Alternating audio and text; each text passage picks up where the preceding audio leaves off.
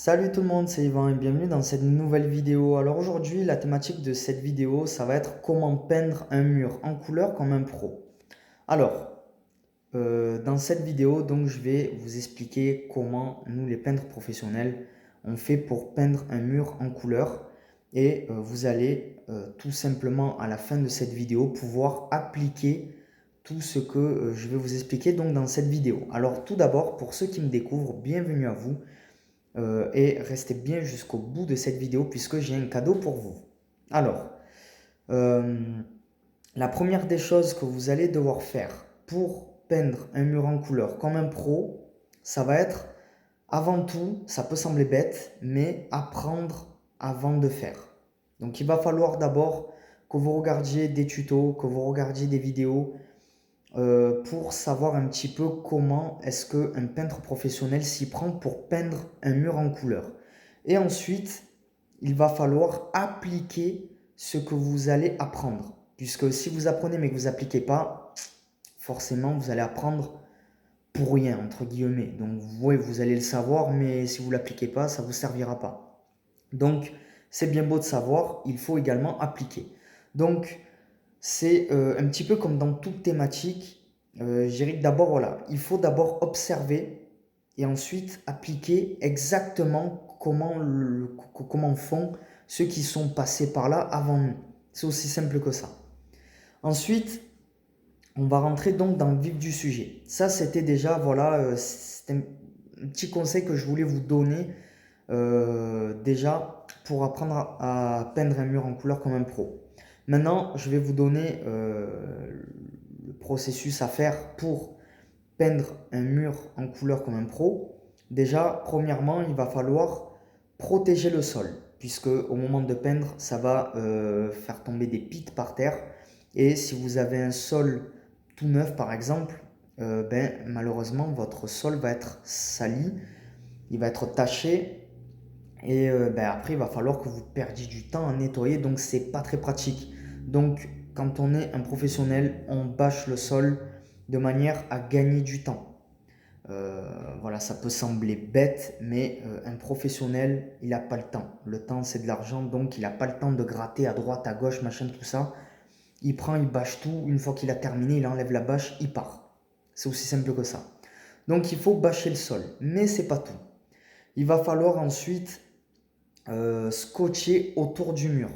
Donc là, en fait, le but, c'est d'aller assez rapidement et faire quelque chose de net. Donc, je sais que travailler vite et bien, en général, ça va pas ensemble.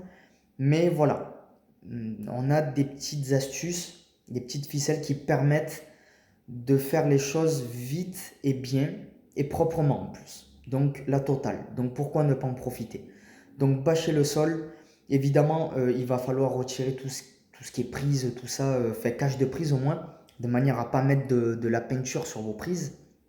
Et ensuite, vous allez ensuite scotcher tout le contour du pan de mur que vous allez peindre. Donc vous allez mettre du scotch sur le plafond, sur les deux murs du côté et sur les plinthes. S'il n'y a pas de plinthe, que vous les mettez après, bon dans ce cas-là, vous n'avez pas besoin de mettre de scotch en bas. Mais voilà, le but est de bien protéger au scotch et n'hésitez pas à appuyer généreusement sur le scotch, donc au moment de le plaquer, de manière à ce que quand vous le retiriez, vous n'avez pas la mauvaise surprise, mince, la peinture a bavé. Donc voilà, ça c'est encore une fois un petit tuyau. Donc une fois que vous avez tout protégé et que votre scotch est installé, on va donc ensuite commencer les réchampis. Donc vous allez réchampir à l'aide d'un pinceau et d'une pâte de lapin. Donc une pâte de lapin, c'est un petit rouleau. Une fois que votre échampi est fait, vous allez ensuite rouler à la perche. Et j'ai bien dit à la perche. Pourquoi à la perche et pourquoi pas à la main? Tout simplement parce qu'à la perche, non seulement vous vous fatiguez beaucoup moins, même si vous n'avez pas encore l'habitude de rouler avec. J'avais pas l'habitude au départ de rouler à la perche non plus, à mes débuts. Et croyez-moi, j'ai vite pris le pli. Parce que j'ai remarqué que ça fatigue beaucoup moins déjà. Et en plus, on va beaucoup plus vite. Et troisième et dernier avantage, la finition est nickel. Il n'y a pas de reprise de rouleau, il n'y a pas de marque de rouleau, il n'y a rien de tout ça.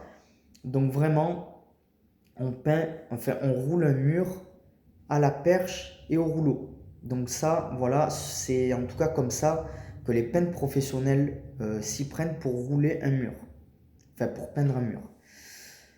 Voilà, donc ensuite, le dernier petit détail que j'ai à vous donner du coup dans cette vidéo, ça va être de peindre autant de couches qu'il en faut. Donc je ne vais pas vous mentir, je ne vais pas vous dire il faut 2 couches, 3 couches, une couche, 6 couches. Tout dépend en fait du revêtement déjà que vous peignez. Par exemple sur un mur. Par exemple, voilà, vous peignez en rouge un mur qui est déjà rouge. Si vous avez une bonne peinture, il se peut qu'en une seule couche, ça passe. Maintenant, si vous peignez un mur brut, par exemple en placo, ben là, il va falloir plusieurs couches, ça c'est sûr. Donc après, tout dépend aussi de la gamme de votre peinture. Si c'est une très bonne peinture, il va vous falloir aller 2 couches, parfois une couche, comme je vous ai dit, par exemple, si vous peignez du rouge sur du rouge, forcément, avec une bonne peinture, avec une seule couche, vous en avez assez. Mais généralement, on compte 2 couches. Après, quand vous peignez un revêtement brut, donc par exemple comme du placo, généralement, même avec une bonne peinture, il faut compter 3 couches. Voilà, parce que vous allez passer les 2 premières couches et vous allez vous apercevoir, une fois que la deuxième couche aura séché, il y a des légères transparences, des légers petits fantômes qui font que ben, ça fait pas, ça fait, ça fait pas laid, mais on peut mieux faire. Donc pour ça, on va faire la troisième couche. Voilà. Après, si vous peignez avec une peinture vraiment de mauvaise qualité, ça m'est arrivé parfois de peindre 4 ou 5 couches et malheureusement, on voit toujours les petits spectres. Donc voilà. Donc ça aussi, voilà, méfiez-vous un petit peu de la gamme de peinture que vous allez prendre. Mais généralement, la bonne nouvelle, c'est que quand on peint un mur en couleur, la peinture est teintée. Et en général, une peinture teintée couvre toujours mieux qu'une peinture blanche toute simple. Voilà. Donc cette vidéo maintenant touche à sa fin. Presque en tout cas.